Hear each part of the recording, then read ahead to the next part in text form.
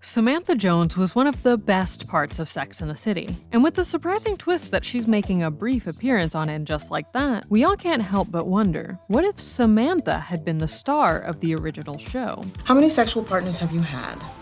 I'm counting. This year? Samantha Jones is the group's most memorable character, who most embodies what the show was supposed to be about. She owns a PR firm, is always quick with a pun or double entendre, has a lot of sex, and, despite a culture that often judges her, truly feels no shame about that. And I will not be judged by you or society. I will wear whatever and whomever I want as long as I can breathe and kneel. Sex and the City actually centers around Carrie Bradshaw, a magazine columnist and remote working pioneer who can mysteriously afford endless Manolo Blahniks. How much were they? 485. But while Carrie calls herself The sexual anthropologist. her views on dating are in fact pretty vanilla, so the show uses Samantha to provide almost all of its edginess and exploration. For a sex columnist, you have a very limited view of sexuality. Fast forward to the 2020s and Just Like That, and it's not just the passage of time, but even more so Samantha's absence that makes the revival a totally different show. One that appropriately had its title changed, because without Samantha, it's not about sex at all. I should have gotten a baguette thing. I should have ordered the soup. But in an alternate universe where Samantha was the main character, Sex and the City could have been less about why emotionally unavailable men keep leaving us voicemails, and more about seeking emotional growth and self-actualization while being glamorous and managing relationships on your terms. Here's our take on why, thanks to her wit, endlessly interesting storylines, and genuine growth and change, Samantha as a heroine could have pushed Sex and the City, and Just Like That, to more provocative creative heights. In Sex and the City, Samantha is the one bringing the lion's share of the sex. I'm a trisexual. I'll try anything once. Samantha was so good at embracing experimentation in her time that to be called a Samantha was definitely the most provocative and brazen of the labels any fan could adopt. The show as a whole was known for pushing the envelope, even though it was mostly thanks to her. On the one hand, it's easy to see why Carrie seems like the more relatable and safer heroine for a show like this. In the time especially, more women were likely to see themselves as Carries, open to some adventure but ultimately looking for romance. I am someone who is looking for love. Real love. Because Samantha was pushing against what was considered mainstream in her era, many wrote her off for her promiscuity, saw her as less worthy of respect, or on some level feared what she represented. Sex is something special that's supposed to happen between two people who love each other. Or two people who love sex. Samantha even had to contend with her best friend Carrie not fully respecting her choices. You and I have very different ideas about what's sexy.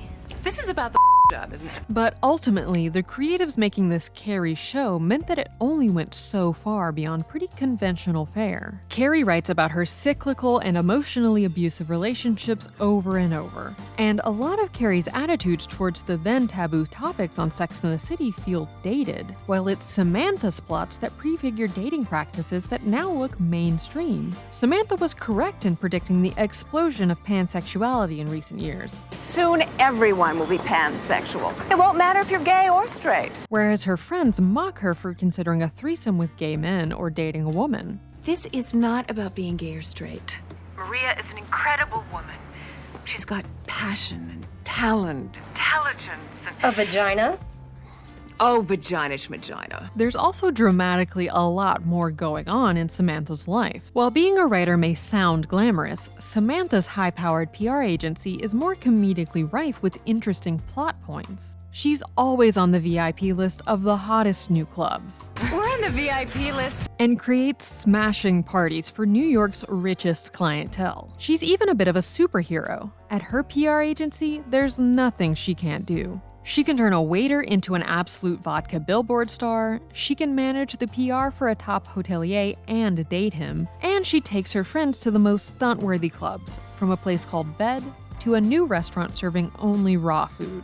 Before, that was the norm in places like Los Angeles. Now, what is raw food exactly? Vegan, non-dairy, and nothing is cooked over 118 degrees. So, in other words, raw vegetables. And sometimes flowers. In the actual show, a lot of this is taken for granted as background and not that fleshed out, sometimes played as cartoonish, one-dimensional storylines. But if you spent time digging in, there's a lot more to watch than Carrie pontificating in her apartment about the same guy. Samantha and all the other Sex and the City gals love to shop, and if you do too, then Honey is for you. Today's video is sponsored by PayPal Honey, the easy way to save when shopping on your iPhone or computer. Honey is an amazing tool that will become your favorite shopping buddy thanks to how easy it is to use and how much it can help you save. Imagine you're browsing one of your favorite sites and can't find a coupon to knock some of the price off, so you begrudgingly pay full price. Now imagine you've installed Honey. When you check out, the Honey button appears automatically and all you have to do is click Apply Coupons. Then let Honey do its thing.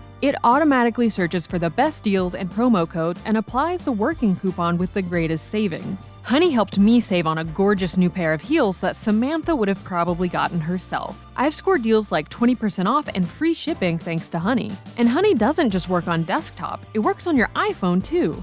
Just activate it on Safari on your phone and save on the go. So make yourself and the Sex and the City crew proud by downloading Honey today. Get PayPal Honey for free at joinhoney.com/mytake. That's joinhoney.com/mytake.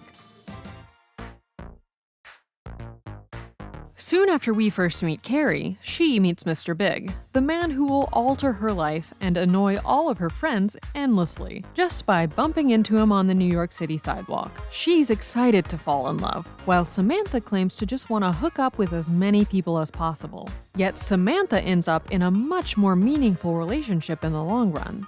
You flew all night? Why? I forgot to tell you something on the phone.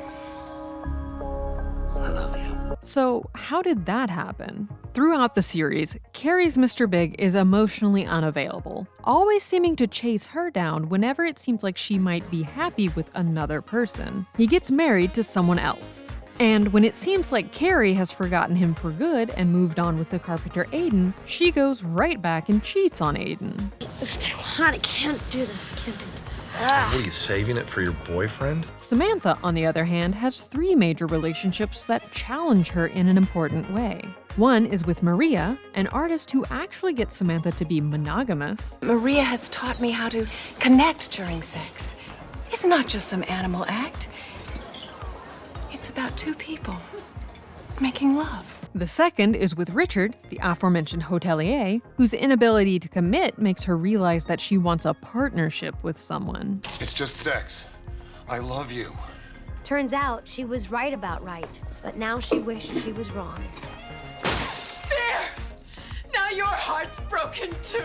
And the final with Smith, a waiter she rebrands into an incredibly successful actor, who pushes her to be truly vulnerable as he helps her through her battle with breast cancer. Your hair's your thing. Chill out, I'm busy. And when I'm done cue balling here, I'm moving right over to you. Still, in the movie, after moving across the country for Smith, Samantha decides that she doesn't like who she's had to become to keep the relationship going. But instead of it being a drama-filled breakdown like we might see from Carrie, Samantha just tells him the truth. I love you, but I love me more. This trajectory actually mirrors the relationships of many people today, who are more focused on appreciating a relationship for what it is and how it helps you grow, even if it doesn't last forever. Instead of keeping herself trapped in an unhappy relationship, Samantha moves on, which is a lot more inspiring than the win of finally ending up with the guy that made you miserable for years after he's seemingly run out of other options. Samantha's independence and laser-sharp focus on herself ensured that she wasn't just pining after men, and was more concerned with what she wanted. The right guy is an illusion, you understand? The core of Samantha's character is her confidence. She has so much of it, it can come across as unseemly. Her favorite word to describe herself is fabulous. Fabulous. Fabulous, fabulous. She does a naked photo shoot just for herself and hangs the results on her wall. She genuinely doesn't care what other people think of her. If I worried what every bitch in New York was saying about me, I'd never leave the house. But Samantha's confidence is radical, especially for two key reasons. One, it doesn't depend on any expectation of validation through settling down. Marriage doesn't guarantee a happy ending, just an ending. And two, it doesn't diminish even as she ages decades beyond when women have traditionally been told to stop thinking of themselves as sexual beings. It's time for ladies my age to cover it up. Samantha keeps getting older, and she still has total faith that she's just getting sexier. And this may be the best reason of all to center her in this show. Because why shouldn't any of us look to her as a role model for this and feel the same no matter how old we get? But I am 52 and I will rock this dress. Carrie's narrative arc isn't really what the show set out to be. When her friends are dealing with pregnancy, infertility, new babies, and even cancer, all throughout, she is incredibly solipsistic. She unfailingly redirects the conversation back on herself and her love life. She's constantly making bad choices, like moving to Paris with artist boyfriend Alexander Petrovsky, leaving her job, friends, and apartment behind, only to feel offended when he has to go to work. I had a job and friends, and I didn't give all of that up to come here and wander the streets of Paris alone. And when that love fails, she falls back to who else but Mr. Big. Carrie, you're the one.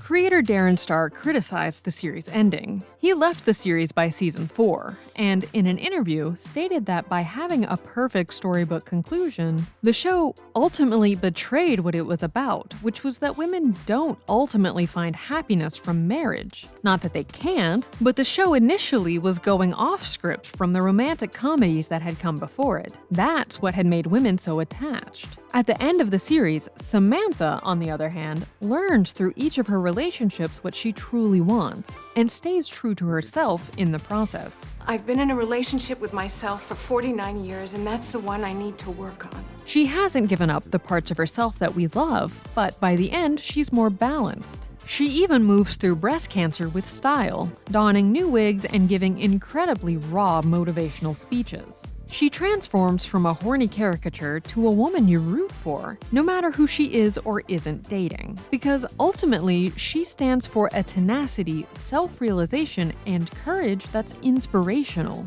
Every Sex and the City character has their faults, and Samantha can be cold and unfeeling, hiding her real self behind an invulnerable shell. Of course, Carrie has her charms too. Sarah Jessica Parker's acting is magnetic, and having a character with weaknesses makes them more human. Yet, even Candice Bushnell tweeted that Samantha's are underrated. The first season of And Just Like That feels hollow because of the giant Samantha Jones-shaped shoes that not even the most charming new cast members can fill. Kim Cattrall, the actress who plays Samantha, was pitched to return to the role in a third Sex and the City movie, which didn't happen but became material for plotlines of And Just Like That.